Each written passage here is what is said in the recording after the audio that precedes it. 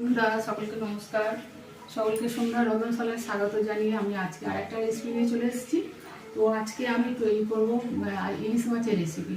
আমি আজকে ইলিশ মাছের ভাপা করব। তো ইলিশ মাছটা কেটে ধুয়ে আমি পিস করে নিয়েছি এইখান থেকে। তো এখানে আমি ইলিশ মাছের বেগুন আর ইলিশ মাছ দিয়ে ভাপা হবে। তো এখান থেকে আমি মশলা কিছু নিয়েছি আর বেগুন নিয়েছি, দিয়ে এই 5 পিস মাছই ভাপা করব। তো এখানে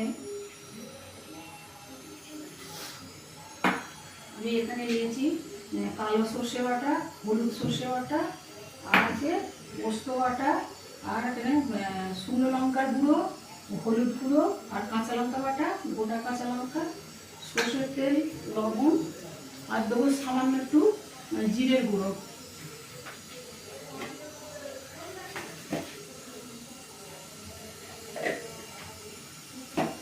এর মধ্যে আমি মশলা কিছু সাদা সর্ষে বাটা আর হলুদ সর্ষে বাটাটা দিয়ে দিলাম, পোস্ত বাটাটাও দিচ্ছি, সব কিছু দিচ্ছি, লবণ দিয়ে দিলাম,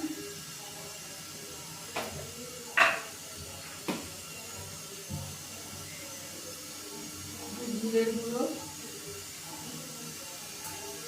আর তেল, একটু বেশি পরিমাণ তেল দিতে হবে।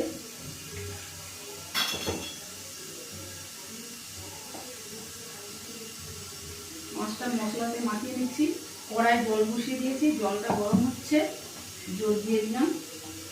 কড়াই জল গরম করে একটা স্ট্যান্ড বসিয়ে দিয়েছি, ওর মধ্যে এই টিফিনটা বসিয়ে দেবো।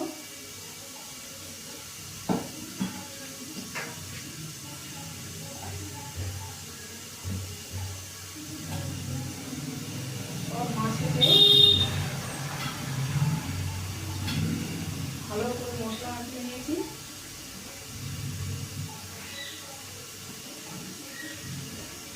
এইবারে বেগুনগুলো দিয়ে দিচ্ছি, বেগুনগুলো ভালো করে ধুয়ে নিয়েছি।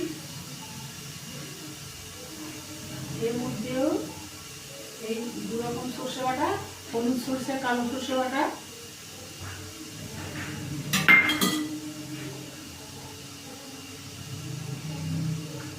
এই পোস্ত, লঙ্কা গুঁড়ো, হলুদ গুঁড়ো আর কাঁচা লঙ্কা বাটা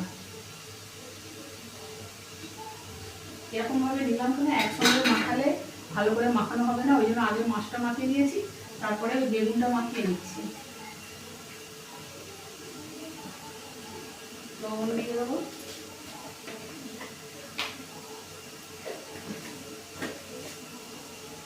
সর্ষের তেল,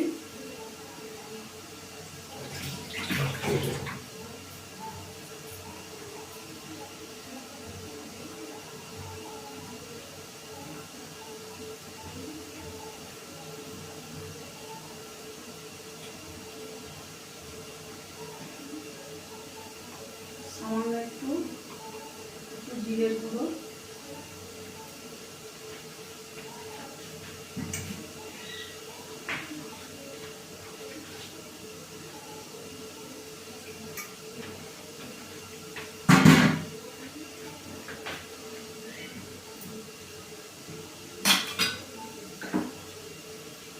মশলার জায়গাগুলো ধুয়ে একটু জল দিয়ে দেবো।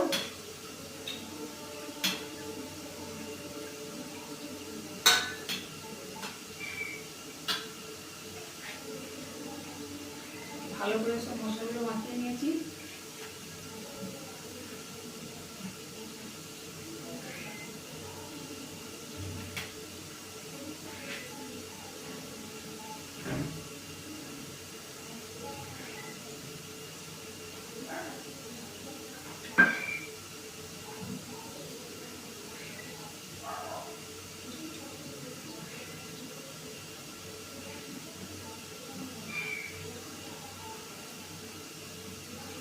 সব মশলা বেগুন আর মাছে একসাথে দেখুন মাখিয়ে নিলাম।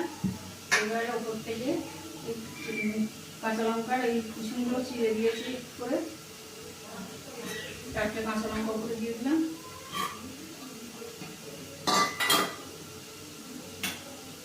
এবারে এর ওপরে আরও একটু তেল ছড়িয়ে দেবো। 4 টেবিল চামচের মতো তেল লাগবে। এবার এটা ঢাকনাটা বন্ধ করে দিচ্ছি।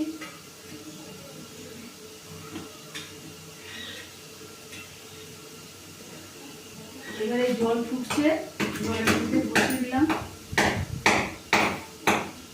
এর উপরে একটা ঢাকা দিয়ে দেবো।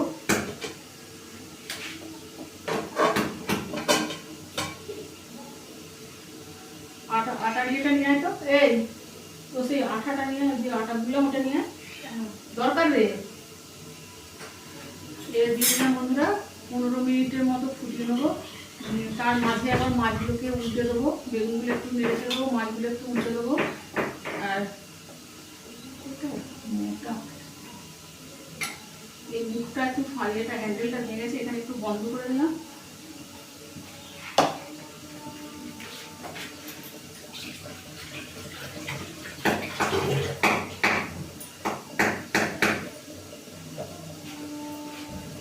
তো তাহলে এটা 15 মিনিট মতো ভাববে, তার মাঝে ঢাকা খুলে উল্টে দেবো, তারপরে আবার দেখাবো। হ্যালো বন্ধুরা, এটা আমি 20 মিনিট মতো ফুটিয়ে নিয়েছি। 10 মিনিটের পর এটা একবার খুলেছিলাম,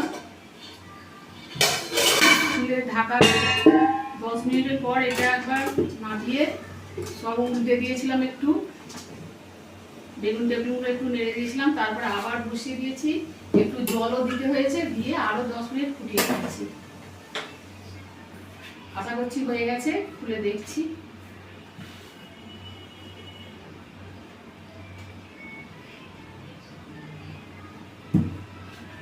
বড় মাছের বন্ধুরা একটু না ঠান্ডা হলে খোলা যাবে না।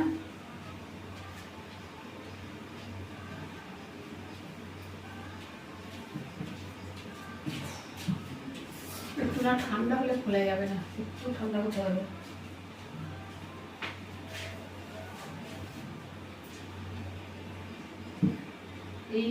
এই মাছের মধ্যে বেগুন দিয়ে করা হয়েছে। এটার মধ্যে ঝিঙেও লম্বা করে কেটে দিলে হয়, কেটে দিয়ে করলে ভালো হবে, সেটাও খেতে খারাপ হয় না। বাবা বুঝছে না।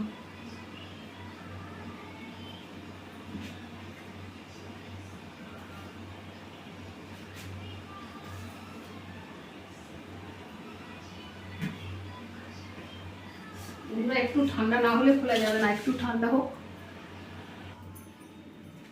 হ্যাঁ বন্ধুরা, এটার উপরে জল ঢেলে ঠান্ডা করে নিয়েছি, নিয়ে খুলে নিয়েছি। এরকম সব সেদ্ধ হয়ে গেছে। এই যে বেগুনগুলো আমি খুব পাতলা পাতলা করে কেটে দিয়েছি, এই যে দেখুন সিদ্ধ হয়ে গেছে, সব সিদ্ধ হয়ে গেছে সব। আর মাছ তো আগেই সেদ্ধ হয়ে গেছে। এই যে মাছটা একদম সিদ্ধ হয়ে গেছে, নরম একদম। বন্ধুরা দারুণ খেতে হয়। আপনারা অন্যান্য পছন্দ মতো সবজি দিয়েও এটা করতে পারেন। তো কেমন লাগলো আমাকে কমেন্ট করে জানাবেন, আর ভালো লাগলে একটা লাইক দেবেন এবং শেয়ার করবেন, আর সন্ধ্যা রন্ধনশালা চ্যানেলটিকে সাবস্ক্রাইব করে আমার পাশে থাকবেন। তো আজকের মতো রাখছি, দেখা হবে আবার পরের ভিডিওতে। আপনারা ভালো থাকবেন, সুস্থ থাকবেন।